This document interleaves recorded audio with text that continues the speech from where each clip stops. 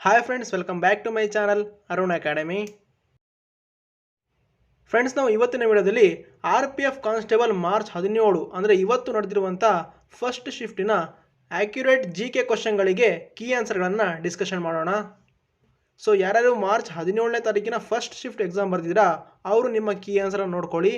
ಹಾಗೆ ನಾಳೆ ಯಾರ್ಯಾರು ಎಕ್ಸಾಮ್ ಬರ್ತಿದ್ದೀರಾ ಅವರು ಯಾವ ಥರ ಕ್ವಶನ್ನ ಕೇಳ್ತಿದ್ದಾರೆ ಅನ್ನೋದನ್ನ ನೋಡ್ಕೊಳ್ಳಿ. ಹಾಗೆ ಫ್ರೆಂಡ್ಸ್, ನಾವು ಬುಧವಾರದಿಂದ RRB NTPC ಮತ್ತು ಗ್ರೂಪ್ ಡಿ ಎಕ್ಸಾಮ್ಗಳಿಗೆ GK ಮತ್ತು GS ಕ್ಲಾಸ್ಗಳನ್ನು ಕಂಟಿನ್ಯೂ ಆಗಿ ಬೆಳಗ್ಗೆ 9 ಗಂಟೆಗೆ ಕ್ಲಾಸನ್ನು ಮಾಡಲಾಗುತ್ತೆ. ಸೊ ಯಾರ್ಯಾರು NTPC ಮತ್ತು ಗ್ರೂಪ್ ಡಿ ಎಕ್ಸಾಮ್ಗಳಿಗೆ ಓದ್ತಾ ಇದ್ದೀರಾ ಅವರು ಡೈಲಿ ನಮ್ಮ ವಿಡಿಯೋಗಳನ್ನು ಫಾಲೋ ಮಾಡಿ. ಸೊ ಬನ್ನಿ ಇವತ್ತಿನ ಫಸ್ಟ್ ಶಿಫ್ಟಿನ RPF ಕಾನ್ಸ್ಟೇಬಲ್ನ GK ಕ್ವಶನ್ಗಳಿಗೆ ಕೀ ಆನ್ಸರ್ನ ಡಿಸ್ಕಷನ್ ಮಾಡೋಣ. ಮೊದಲನೇ ಪ್ರಶ್ನೆ, 9ನೇ ಅನುಸೂಚಿ ಯಾವುದಕ್ಕೆ ಸಂಬಂಧಿಸಿದೆ? ಇದಕ್ಕೆ ರೈಟ್ ಆನ್ಸರ್ ಭೂ ಸುಧಾರಣೆ. ನೋಡಿ, ನಮ್ಮ ಭಾರತ ಸಂವಿಧಾನಕ್ಕೆ 1951ರಲ್ಲಿ ಮೊದಲ ತಿದ್ದುಪಡಿ ಮಾಡುವ ಮೂಲಕ 9ನೇ ಅನುಸೂಚಿಗೆ ಭೂ ಸುಧಾರಣೆಯನ್ನು ಸೇರಿಸ್ತೇವೆ. ಹಾಗೆ ನಮ್ಮ ಭಾರತ ಸಂವಿಧಾನದಲ್ಲಿ ಅತಿ ಹೆಚ್ಚು ತಿದ್ದುಪಡಿ ಮಾಡಲಾದ ವಿಷಯ ಕೂಡ ಭೂ ಸುಧಾರಣೆ ಆಗುತ್ತೆ. ಮುಂದಿನ ಶಿಫ್ಟಲ್ಲಿ ಕೇಳ್ಬೋದು, ನೆನ್ಪಿಟ್ಕೊಳ್ಳಿ. ನೆಕ್ಸ್ಟ್ ಕ್ವಶನ್, ಭಾರತ ಹಣಕಾಸು ಆಯೋಗವನ್ನು ಸಂವಿಧಾನದ ಯಾವ ವಿಧಿಯಡಿಯಲ್ಲಿ ರಚಿಸಲಾಗುತ್ತದೆ? ಇದಕ್ಕೆ ರೈಟ್ ಆನ್ಸರ್ 280. ನೋಡಿ, ನಮ್ಮ ಭಾರತ ಸಂವಿಧಾನದ 12ನೇ ಭಾಗ 280ನೇ ವಿಧಿ ಹೇಳುತ್ತೆ ಹಣಕಾಸು ಆಯೋಗದ ರಚನೆ ಬಗ್ಗೆ ಹೇಳುತ್ತೆ. ಈ ಹಣಕಾಸು ಆಯೋಗದ ರಚನೆಯನ್ನು ಮಾಡೋರು ರಾಷ್ಟ್ರಪತಿಗಳು. ನಮ್ಮ ಭಾರತದ ಮೊದಲ ಹಣಕಾಸಿನ ಆಯೋಗದ ಅಧ್ಯಕ್ಷರು KC ನಿಯೋಗಿ. ಹಾಗೆ 15ನೇ ಹಣಕಾಸಿನ ಆಯೋಗದ ಅಧ್ಯಕ್ಷರು NK ಸಿಂಗ್. ಈಗ 16ನೇ ಹಣಕಾಸಿನ ಆಯೋಗದ ಅಧ್ಯಕ್ಷರಾಗಿ ಅರವಿಂದ್ ಪನಗಾರಿಯರವರು ನೇಮಕಗೊಂಡಿದ್ದಾರೆ. ಇದನ್ನು ಎಕ್ಸಾಮಲ್ಲಿ ಕೇಳ್ತಾರೆ, ನೆನ್ಪಿಟ್ಕೊಳ್ಳಿ ಮುಂದೆ. ನೆಕ್ಸ್ಟ್ ಕ್ವಶನ್ ಹೀಗೆ ಕೇಳಲಾಗಿತ್ತು, ಭಾರತದ ಥಾರ್ ಮರುಭೂಮಿಯಲ್ಲಿ ಹರಿಯುವ ಏಕೈಕ ದೊಡ್ಡ ನದಿ ಯಾವುದು? ಇದಕ್ಕೆ ರೈಟ್ ಆನ್ಸರ್ ಲೂನಿ. ಈ ಲೂನಿ ನದಿ ರಾಜಸ್ಥಾನದ ಅಜ್ಮೀರ್ ಜಿಲ್ಲೆಯಲ್ಲಿ ಅರಾವಳಿ ಪರ್ವತ ಶ್ರೇಣಿಯಲ್ಲಿ ಹುಟ್ಟುತ್ತೆ. ಈ ನದಿ ಥಾರ್ ಮರುಭೂಮಿಯ ಆಗ್ನೇಯ ಭಾಗದ ಮೂಲಕ ಹಾದು ಹೋಗಿ ಅರಬ್ಬಿ ಸಮುದ್ರಕ್ಕೆ ಸೇರುತ್ತೆ. ನೆಕ್ಸ್ಟ್ ಕ್ವಶನ್, DNA ಪೂರ್ಣ ರೂಪ ಯಾವುದು? ಇದಕ್ಕೆ ರೈಟ್ ಆನ್ಸರ್ DSK ರೈಬೋಕ್ಲೋರಿಕ್ ಆಮ್ಲ. ಈ DNA ಏನು ಮಾಡುತ್ತೆ ಅಂದರೆ ಪೋಷಕರಿಂದ ಮಕ್ಕಳಿಗೆ ಅನುವಂಶೀಯ ವಸ್ತುಗಳು ಮತ್ತು ಅನುವಂಶೀಯ ಸೂಚನೆಗಳನ್ನು ರವಾನಿಸುವ ಮತ್ತು ಸಾಗಿಸುವ ಜವಾಬ್ದಾರಿಯುತ ಅಣುಗಳ ಗುಂಪಾಗಿದೆ. ನೆಕ್ಸ್ಟ್ ಕ್ವಶನ್, ತೋಟಾ ಬುಡಕಟ್ಟು ಈ ಕೆಳಗಿನ ಯಾವ ರಾಜ್ಯದಲ್ಲಿ ಕಂಡುಬರುತ್ತದೆ? ಇದಕ್ಕೆ ರೈಟ್ ಆನ್ಸರ್ ತಮಿಳುನಾಡು. ನೋಡಿ, ತೋಡಾ ಬುಡಕಟ್ಟಿನ ಜನರು ತಮಿಳುನಾಡಿನ ನೀಲಗಿರಿ ಜಿಲ್ಲೆಯಲ್ಲಿ ವಾಸಿಸುತ್ತಾರೆ. ಹಾಗೆ ತಮಿಳುನಾಡಿನಲ್ಲಿ ಬಡಗಾಸ್, ತೋಡಾ ಮತ್ತು ಕೋಟಾ ಎಂಬ ಬುಡಕಟ್ಟು ಜನಾಂಗದವರು ಕಂಡು ಬರ್ತಾರೆ. ನೆಕ್ಸ್ಟ್ ಕ್ವಶನ್, ಯಾವ ನದಿಯನ್ನು ದಕ್ಷಿಣ ಗಂಗಾ ಎಂದು ಕರೆಯುತ್ತಾರೆ? ಇದಕ್ಕೆ ರೈಟ್ ಆನ್ಸರ್ ಗೋದಾವರಿ ನದಿ. ನೋಡಿ, ಗೋದಾವರಿ ನದಿ ಮಹಾರಾಷ್ಟ್ರದ ನಾಸಿಕ್ ಜಿಲ್ಲೆಯ ತ್ರಯಂಬಕೇಶ್ವರದಲ್ಲಿ ಹುಟ್ಟುತ್ತೆ. ಹಾಗೆ ಈ ನದಿ ಪೂರ್ವಾಭಿಮುಖವಾಗಿ ಹರಿದು ಬಂಗಾಳ ಕೊಲ್ಲಿಗೆ ಹೋಗಿ ಸೇರುತ್ತೆ. ಹಾಗೆ ಈ ನದಿಯನ್ನು ರುದ್ರಗಂಗಾ ಅಂತ ಕರೀತಾರೆ.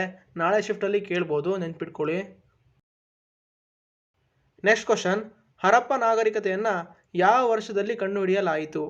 ಇದಕ್ಕೆ ರೈಟ್ ಆನ್ಸರ್ 1921. ನೋಡಿ, 1921ರಲ್ಲಿ ದಯಾರಾಮ್ ಸಹಾನಿರವರು ಹರಪ್ಪ ನಗರವನ್ನು ಕಂಡುಹಿಡಿತಾರೆ.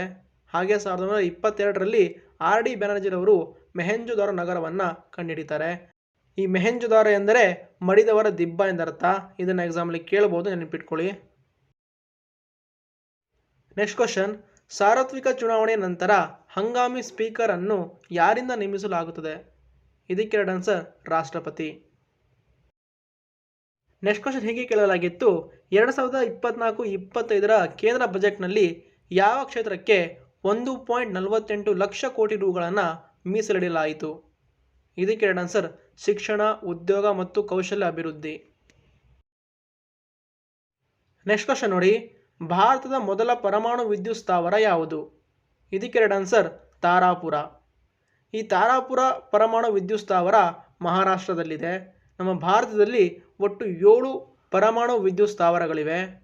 ಮಹಾರಾಷ್ಟ್ರದಲ್ಲಿ ತಾರಾಪುರ, ಕರ್ನಾಟಕದಲ್ಲಿ ಕೈಗಾ, ತಮಿಳುನಾಡಿನಲ್ಲಿ ಕೂಡುಕುಳು ಮತ್ತು ಕಲ್ಪಕಂ, ರಾಜಸ್ಥಾನದಲ್ಲಿ ರಾಣಾ ಪ್ರತಾಪ ಸಾಗರ, ಗುಜರಾತ್ನಲ್ಲಿ ಕಕ್ರಪಾಲ, ಉತ್ತರ ಪ್ರದೇಶದಲ್ಲಿ ನರೋರಾ.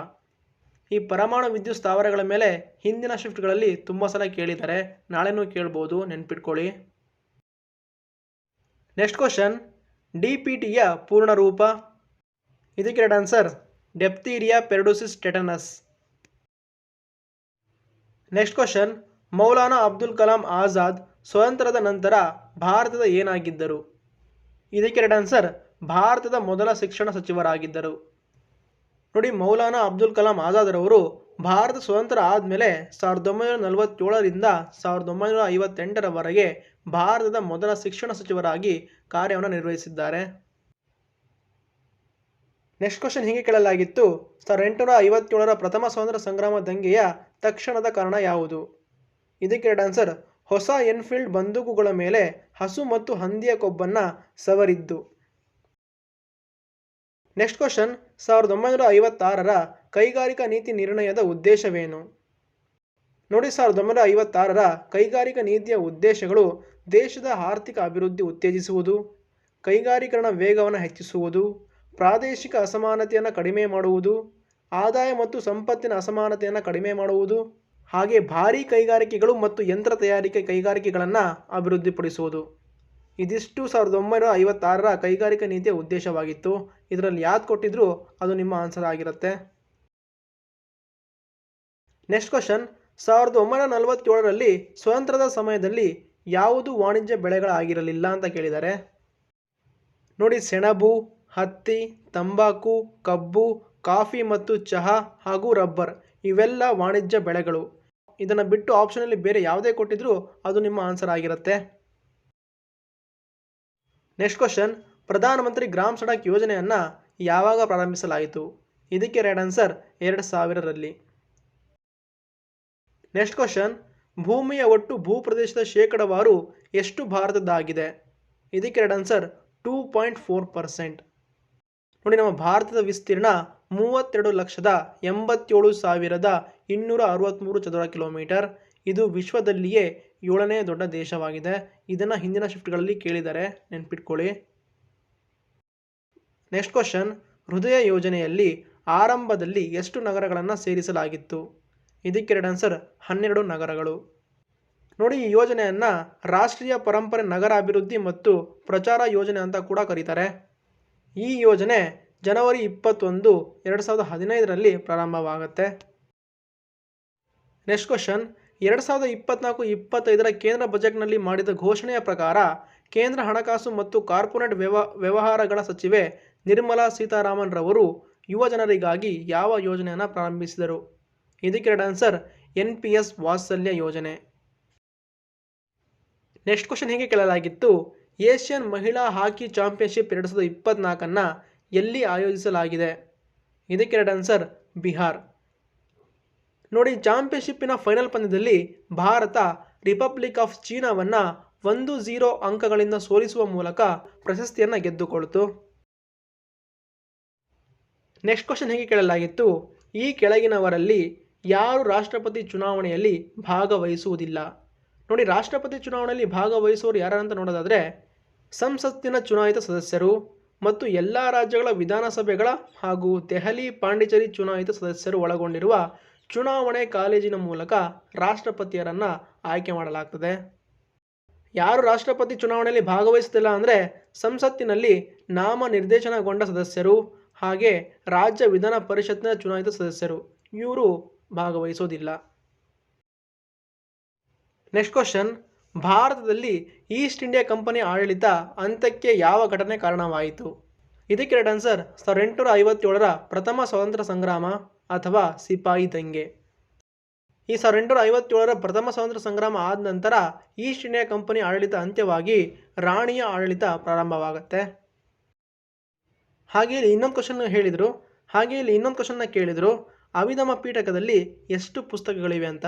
ಇದಕ್ಕೆ ರೈಟ್ ಆನ್ಸರ್ 7 ಪುಸ್ತಕಗಳು. ಇದನ್ನು ನೋಡ್ಕೊಳ್ಳಿ. ಸೊ ಇದಿಷ್ಟು ಮಾರ್ಚ್ 17ನೇ ತಾರೀಕಿನ ಮೊದಲ ಶಿಫ್ಟ್ನ ಕ್ವಶನ್ಗಳು. ಇದಿಷ್ಟು ನನಗೆ ವಿದ್ಯಾರ್ಥಿಗಳಿಂದ ಸಿಕ್ಕಿರುವಂಥ ಕ್ವಶನ್ಗಳು. ಐ ಹೋಪ್ ನಿಮಗೆ ಈ ವಿಡಿಯೋ ಇಷ್ಟ ಆಯಿತು ಅಂದ್ಕೊಳ್ತೀನಿ. ಇಷ್ಟ ಆಗಿದ್ರೆ ಲೈಕ್, ಶೇರ್, ಸಬ್ಸ್ಕ್ರೈಬ್ ಮಾಡಿ. Thank you.